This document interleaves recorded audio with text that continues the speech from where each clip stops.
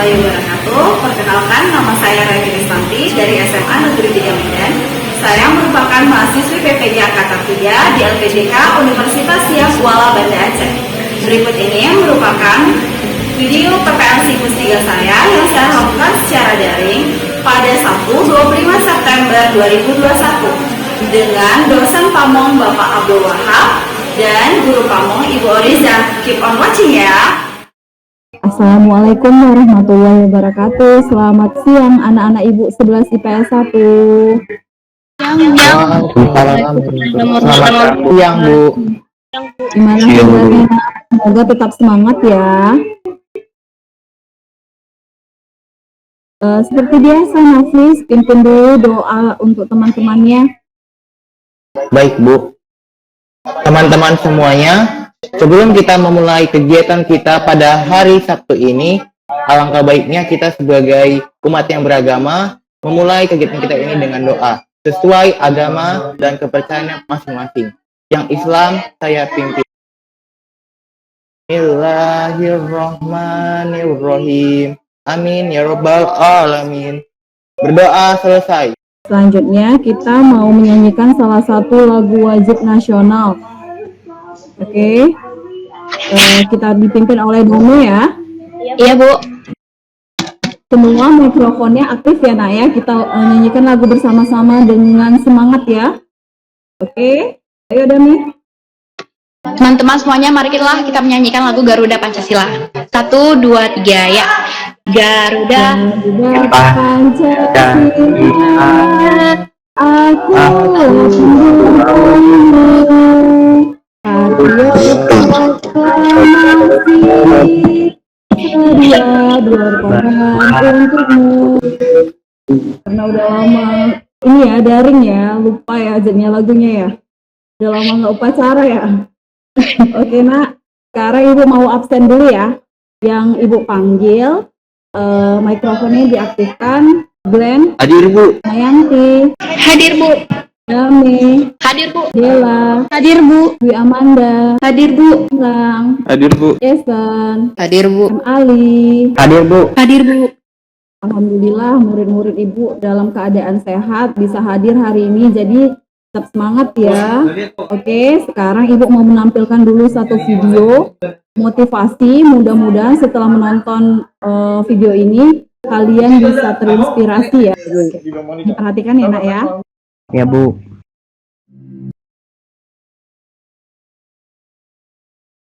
Dari yang udah Ibu tampilkan, ada nggak gimana pendapat kalian tentang video yang tadi sudah Ibu tampilkan? Apa yang bisa kalian ambil?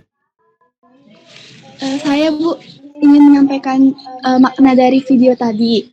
Maknanya itu kita di usia sekarang ini harus tetap berjuang dengan cara belajar agar tidak diremehkan oleh orang lain. Begitu menurut saya, Bu. Oke, sekarang Ibu mau mereview dulu materi kita sebelumnya. Materi kita sebelumnya itu tentang apa, Glenn? Tentang membahas persebaran flora dan fauna, Bu. Oke, persebaran flora dan fauna yang ada di Indonesia. Dari pembelajaran kita minggu lalu tentang persebaran flora dan fauna di Indonesia, apa yang bisa kamu ambil? Kalau saya ambil secara pribadi, persebaran flora dan fauna Indonesia memiliki perbedaan dalam setiap daerahnya yang terbagi menjadi 3, flora Indonesia bagian barat, timur, dan tengah. Keduanya saling berbeda, namun di bagian garis peralihan adalah gabungan dari barat dan timur. Terima kasih, Bu.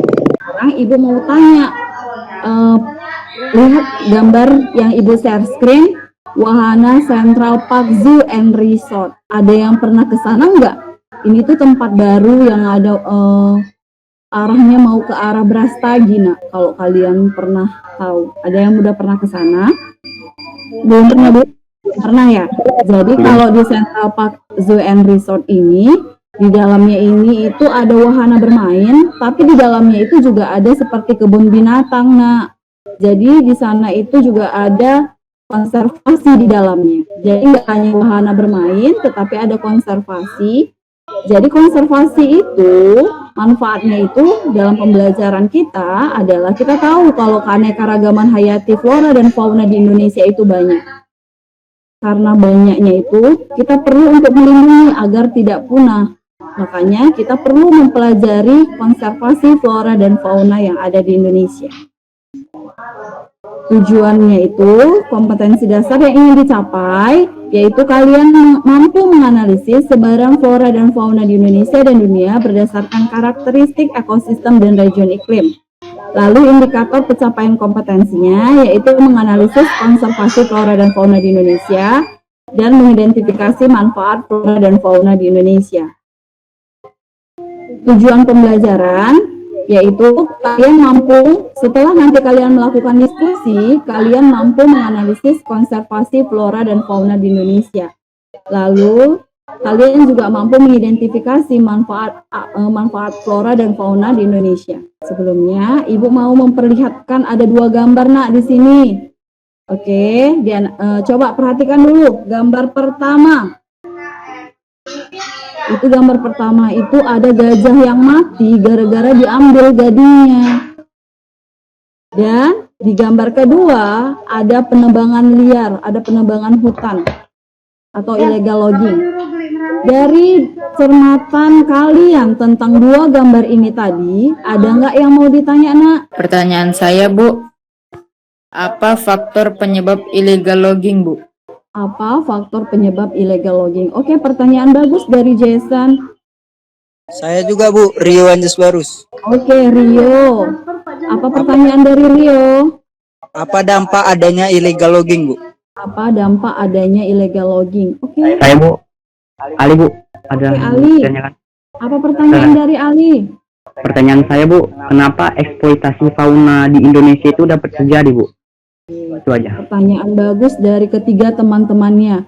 Pertanyaannya kita simpan dulu, dengarkan dulu pembahasan sedikit dari Ibu, nanti baru kita selesaikan di tugas kelompok kita ya nak. Oke, sekarang kalian dengarkan dulu presentasi Ibu tentang bentuk-bentuk konservasi, karena nanti dari penjelasan Ibu ini akan ada masuk di evaluasi di kuisis kita, jadi didengarkan dulu ya nak ya.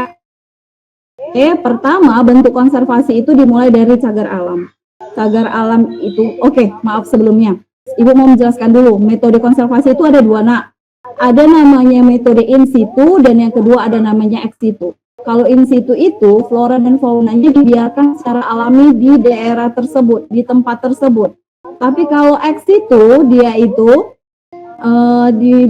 kayak tadi yang Ibu bilang, yang di kebun binatang, dipindah tempatkan dia flora atau faunanya, bukan di daerah aslinya. Oke, sekarang Ibu mau membagikan kelompok untuk kalian. Dimulai dari kelompok 1 yaitu Della, Glenn, Jason, dan Rio Anjas Barus. Kelompok 2 yaitu Dami, Dwi, Mutiara, Nasya, dan Gilang. Dan kelompok 3 M. Nafis, Damayanti, Tania, M. Ali, dan Marsyanda Sitompul. Jadi masing-masing dari kelompok kalian ini nanti kita akan berdiskusi melalui Google Classroom ya nak. Jadi kalian itu sekarang boleh lihat dari Google Classroom-nya, boleh matikan Gmeet-nya, dinonaktifkan kameranya. Sekarang kita beralih ke Google Classroom ya, supaya Ibu juga bisa melihat kegiatan diskusi kalian. Baik Bu.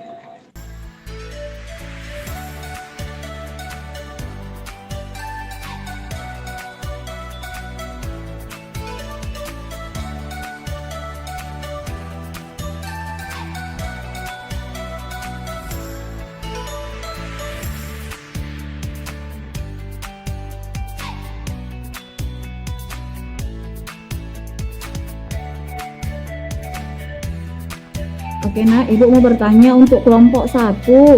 Ada yang mau ditanya nak? Dari kelompok 1. Bisa kalian menjawabnya nak?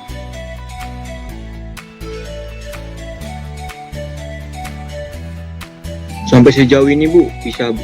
Oke. Oh, sudah bisa diskusinya nak? Kelompok 1. Sudah bisa Bu. Oke, bagaimana dengan kelompok 2? Sudah bisa, Bu. Kelompok 3, ada yang ingin Sudah ditanya? bisa, Bu. Oke, berarti kalau begitu kita mulai dari kelompok 1 ya nak ya. Silahkan Della. Ya baik Bu. Baik, di sini saya akan mempresentasikan hasil diskusi dari kelompok 1. Saya akan membagikan screen layar di sini ya. Apakah sudah terlihat semuanya? Sudah nak, sudah. Baik, di sini saya akan mempresentasikan hasil diskusi dari kelompok 1 dengan materi pokok konservasi flora dan fauna. Di sini ada gambar pertama yaitu gajah yang mati dikarenakan gadingnya diambil oleh sekelompok orang. Kita masuk ke pertanyaan pertama yaitu mengapa sering terjadi perburuan liar di Indonesia? Jawaban dari kelompok 1 yaitu karena banyaknya permintaan pasar. Hal tersebut dilakukan bukan hanya sebagai kebutuhan, namun sebagai ajang pertunjukan yang menarik. Banyak para satwa liar yang dilindungi diperjualbelikan, baik yang masih hidup maupun hanya bagian-bagian dari tubuhnya yang dianggap penting untuk sekedar dijadikan hiasan. Oke, terima kasih untuk kelompok 1 yang sudah melakukan presentasi. Sekarang dari kelompok 2 dan kelompok 3, ada yang mau ingin ditanyakan kepada kelompok Ya, saya Bu. Kelompok 3, Bu. Oke, Ali. Dari kelompok berapa, Ali? Dari kelompok 3, Bu. Oke, Ali dari kelompok 3 mau bertanya kepada kelompok 1. Silahkan, Ali.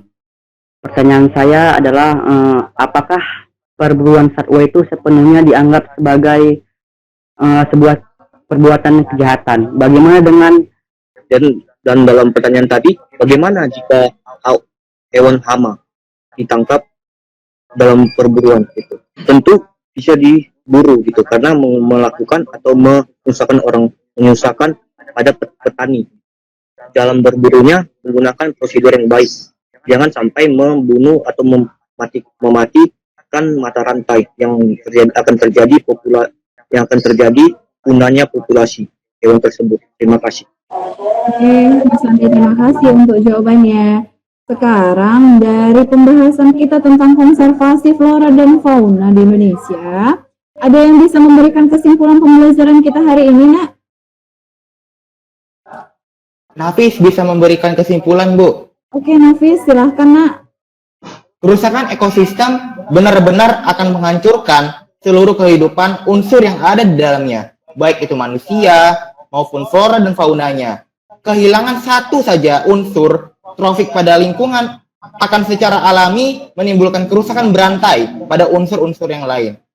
Karena ekosistem itu adalah satu kesatuan. Oke, Nak, terima kasih untuk diskusi kalian yang luar biasa hari ini. Sekarang kita mau kuisis dulu ya. Kita mau evaluasi ya, Nak. Ibu kirim linknya, tunggu sebentar ya. Oke, sepertinya sudah sebagian ini masuk. Ibu mulai aja ya. Nanti kalau yang lain silahkan menyusul ya, biar bisa langsung aja dimulai kuisnya ya, Nak ya. Oke, kita mulai.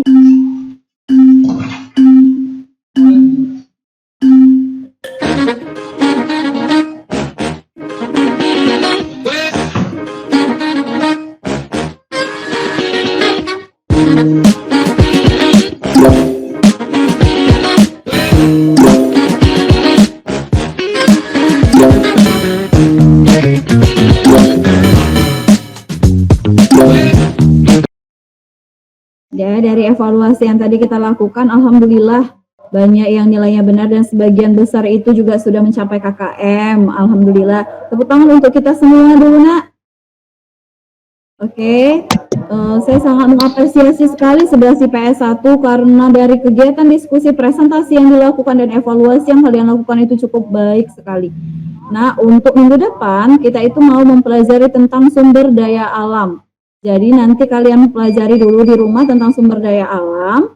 Untuk kegiatan berikutnya nanti kalian memiliki pengetahuan alam tentang sumber daya alam ya. Oke, untuk mengakhiri kegiatan kita hari ini seperti biasa, Nafis pimpin dulu doanya, Nak.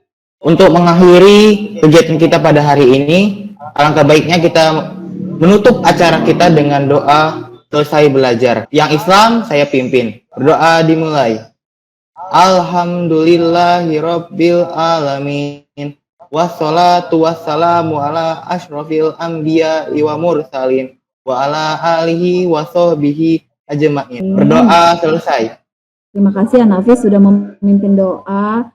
Nah, terima kasih untuk pembelajaran hari ini. Tetap sehat, tetap semangat untuk belajar, untuk bisa meraih cita-cita yang lebih baik ya. Oke, nah sampai di sini dulu. Selamat siang.